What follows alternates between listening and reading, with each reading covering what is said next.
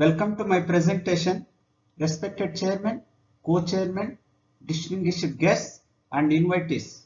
Today I am here to present one of the important talk on impact of climate resilient agriculture technologies implemented in Chikkaballapur district.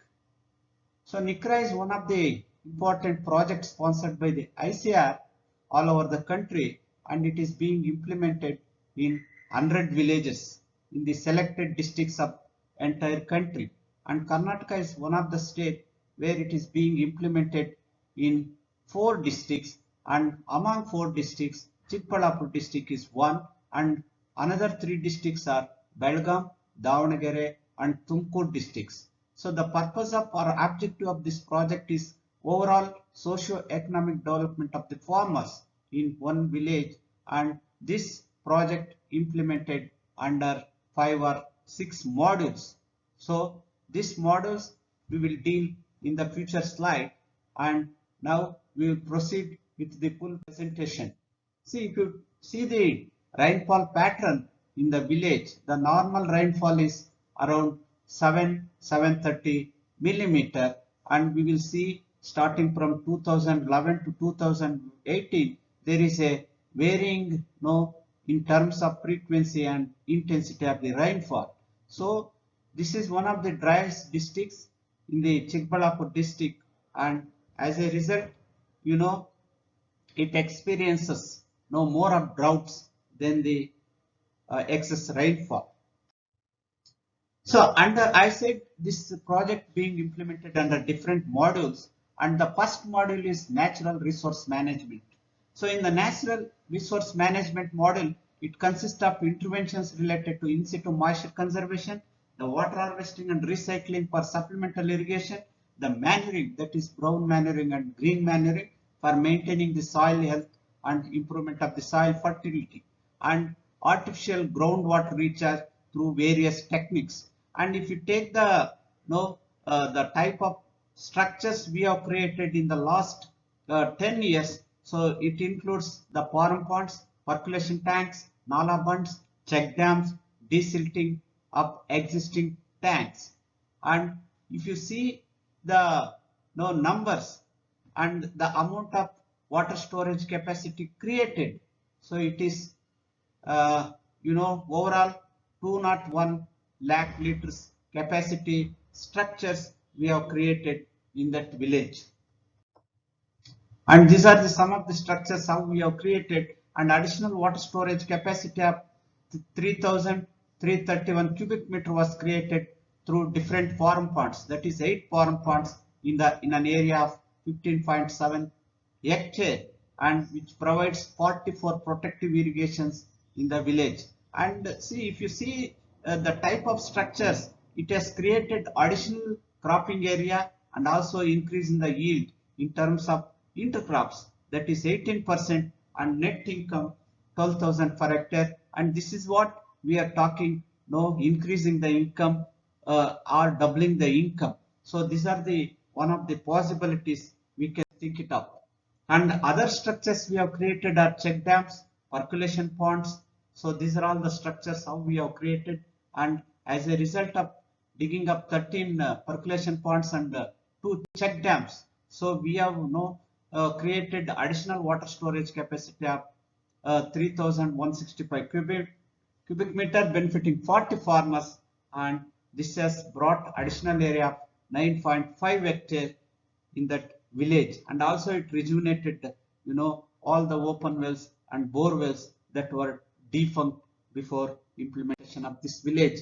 And other structures we have created are trench cum bunds all along the fields, and again this is also there was a great improvement in the groundwater recharge, and the improvement was due to better availability of soil moisture for extra period of 8 to 10 days compared to the fields where no in situ conservation structures were made. You can see different structures here. Again, the broadbed and furrow technology widely practiced in case of groundnut, and this is one of the NICRA technology we have implemented in that village, which benefiting 45.3 hectare, and benefited 148 farmers. Here crops predominantly red gram and groundnut have improved the yields to 24% and 20.2% respectively, compared to the the villages which were not implemented this project. Again, desilting of tanks is one of the area where massively covered 185 hectare area in that village. So this is also benefited now farmers. Additional uh, area brought under cultivation. If you see the recharge of borewells in the NICRA village and non-NICRA villages. So when we entered the village, there were 14 borewells were defunct, and in the NICRA village, and 12 in non-NICRA village. And by the end of the 10 years, you could see all the borewells and open wells are very active compared to the non-villages. So this is the real impact on the groundwater recharge in the NICRA village. This has recharged very well even the open wells. The groundwater has increased. Overall impact of NRM activities are improvement in the borewell recharge and also improvement in the groundwater recharge that has brought additional area of about 31.6 hectare area in that village. And soil testing and fertility management we have introduced in that village, because soil testing is one area which lacks or which is not followed in most of the villages. So here we have introduced this soil testing techniques, and also we have given soil sampling or soil tested cords frequently from time to time. And the second module is crop production. So under this module we have introduced some new crops that are resilient to the climate, particularly that can tolerate to the the drought or moisture stress.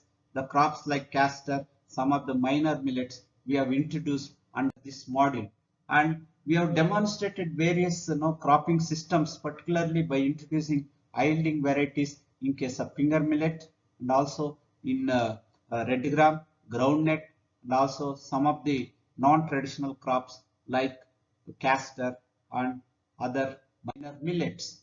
And we have also demonstrated the large scale demonstration in red gram. We have made about 100 demonstrations we have undertaken in the last couple of years, where we have introduced one famous variety or ruling variety, that is BRG1.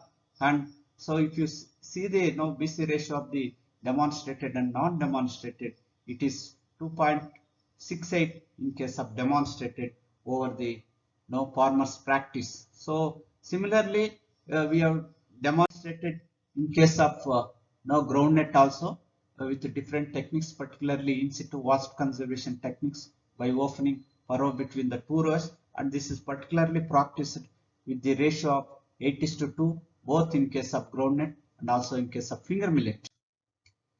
And another crops like horse gram, field bean, and also so some crops like legumes, particularly green gram, black gram. So these are all introduced in this village.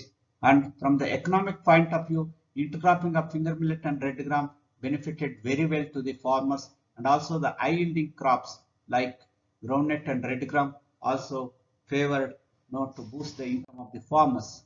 And even the green manure, see in the horticulture gardens where nothing is applied, we suggested to go for particularly this Sunamp and Diancha green manure crops and in situ incorporation during flowering stage. That is one practice widely accepted and adopted in the perennial gardens. So some of the crops like castor and foxtail millet, these are the hardy crops we have introduced, and they have benefited very well. And economic impact, if you see the majority of the crops, so additional income created in that village we have enlightened here, particularly in case of red gram and foxtail millet. So it has overall created 15 lakhs 33,000 in that village.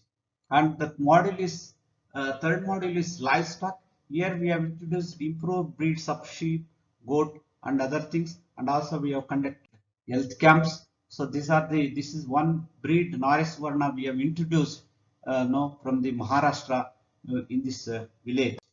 And fodder bank also we have created particularly the different fodder species we have introduced. And the fourth module is institutional intervention, mainly to facilitate, the use of missionaries in the village. That is, village level climate risk management committee we have created, fodder management committee we have created, and committee for managing the customizing center, because we have introduced most of the implements, and these are all the implements that are eyed and kept for in the customizing center. And again, dairy farmers group created.